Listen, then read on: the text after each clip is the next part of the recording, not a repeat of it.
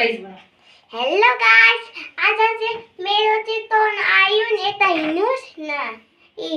यो सब चाहिँ जानु पपाया पपाया प्याजी यो पपाया अनि कोले पपाया छ दा यो चाहिँ प्याजी छ क्याबेजको क्याबेजको अब चाहिँ मम्माको आयो है रन मेरो रन आयो। ओके गाइस, मैले अस्ति जुन मटर भिजाएको थिएँ नि, मटर भिजाएको चाहिँ मैले अचार बनायो हो। एक रात डल्लै भिजायो अनि आज दिउँसो चाहिँ मैले यो अचार बनायो।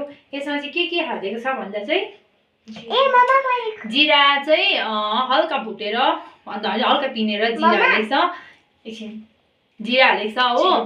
अनि चिली पाउडर अन्त नुन अनि मस्टर्ड ओइललाई चाहिँ हल्का हल्का त हैन, अब मजाले नै त्यो खराएर हालेको छ हैन।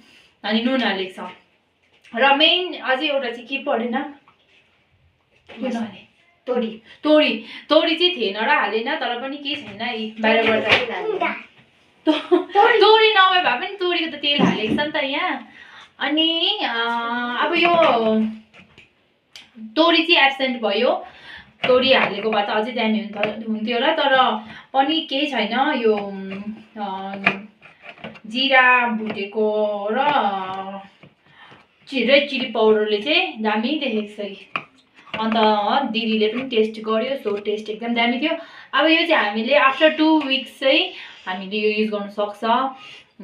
सो त्यति नै हो गाइस, एकदम मलाई पुरा मनपर्छ मटरको हैन। अनि so bye bye, thank you guys, तपाईहरुले पनि बनाउन सक्नुहुन्छ ल।